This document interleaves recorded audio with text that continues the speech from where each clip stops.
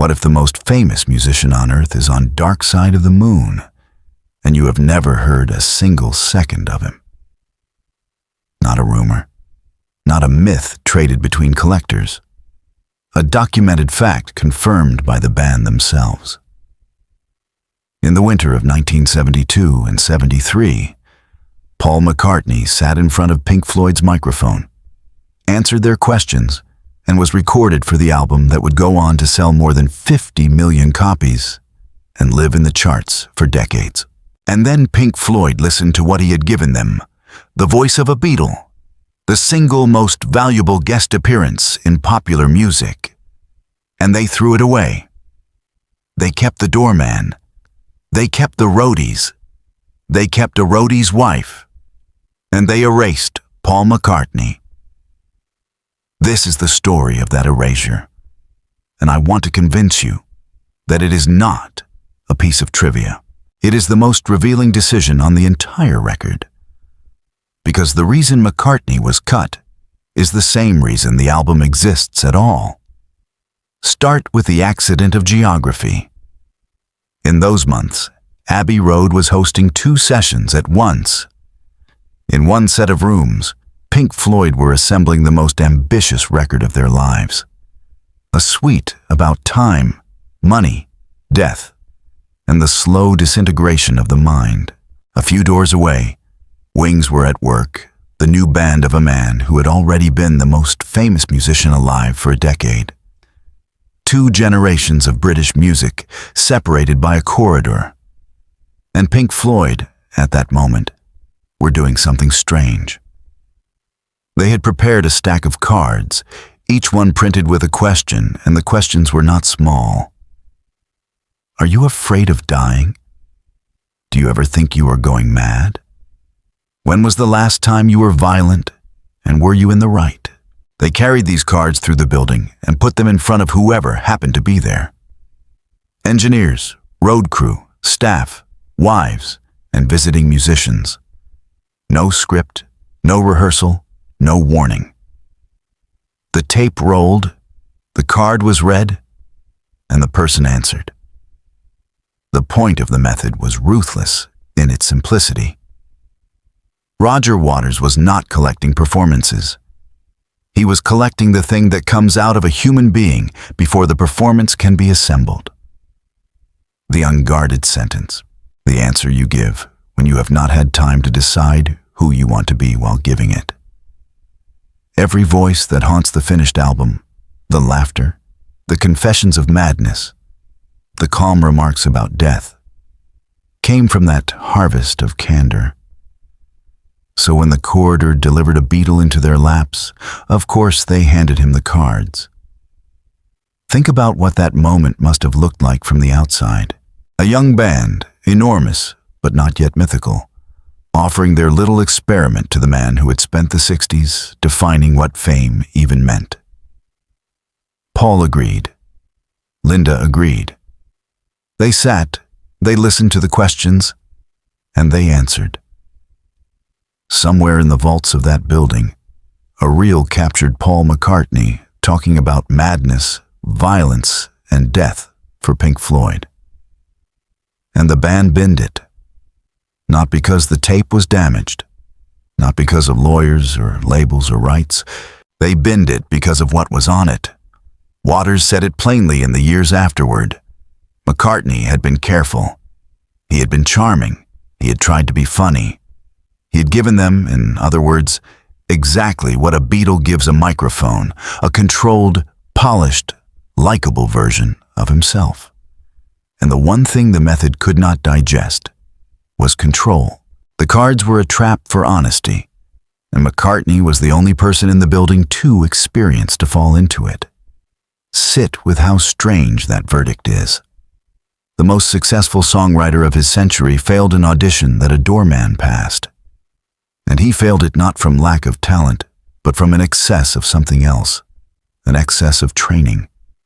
By 1973, Paul McCartney had spent more than 10 years being looked at by the entire planet. Every sentence he had spoken in public since he was 20 had been quoted, twisted, headlined, and sold. A man who lives like that does not answer questions anymore. He manages them. The reflex is not vanity, it is armor, built one interview at a time, until the armor answers before the man can. And here is where the story stops being an anecdote and becomes the key to the record. Because what is Dark Side of the Moon actually about? It is about the forces that take a living person and grind them into a function.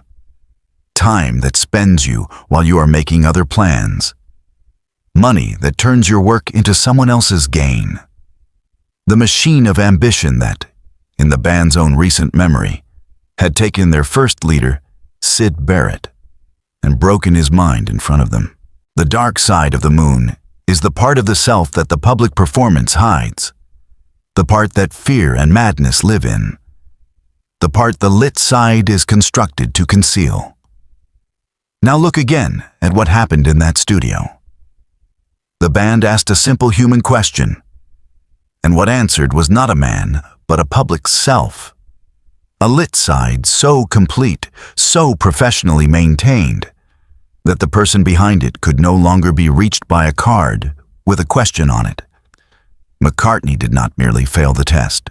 He demonstrated the album's entire thesis in a single take.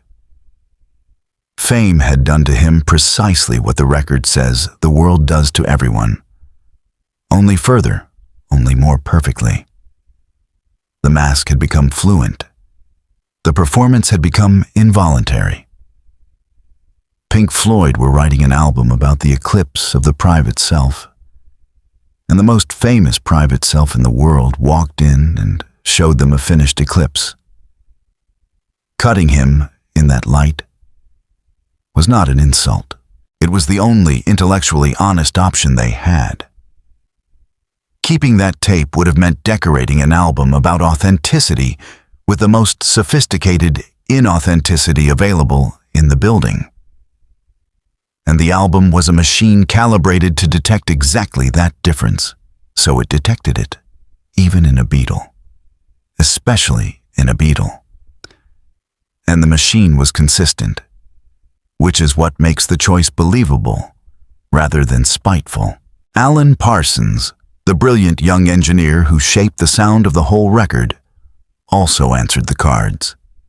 And he later admitted he simply could not come up with anything interesting. And his answers were cut too. Mastery did not buy a place on the tape. Fame did not buy a place. The only voices that survived were the unguarded ones, and those belonged, almost without exception, to the people with the least reason to guard anything. Roadies, staff, the wife of a road manager. People who had stood inside the music industry for years without ever being asked to have a public self, and who therefore still owned a private one. Which brings us, inevitably, to the man at the door. Because the same sessions that erased Paul McCartney gave the album its final word. And they gave it to Jerry O'Driscoll, the Irish caretaker of Abbey Road. The man who opened the building in the mornings, asked about death. He answered with a flat, unafraid acceptance that no lyricist could have written. And at the very end of the record, after the last chord has faded into a heartbeat, it is his soft voice, not a band member's, that closes one of the most listened to albums ever made. With the quiet observation that there is no dark side of the moon at all. That as a matter of fact, it is all dark. The Doorman and the Beatle are not two separate stories. They are one story told twice in opposite directions. O'Driscoll had no image to protect. So the question reached him, and the truth came back. McCartney had the most valuable image on the planet. So the question bounced off the armor, and only charm came back. One man was rich in the only currency the album accepted, and it happened to be the man who swept the floors. The other man was the richest musician alive and could not afford a single honest sentence. The album kept the first and erased the second, and in doing so it told you more clearly than any lyric, what it believes fame costs. There is one more turn of the knife, and it is the quietest one.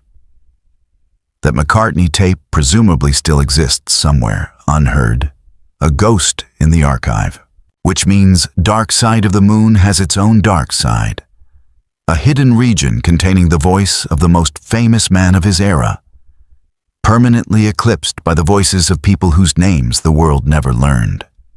The record about what fame conceals, concealing a Beatle.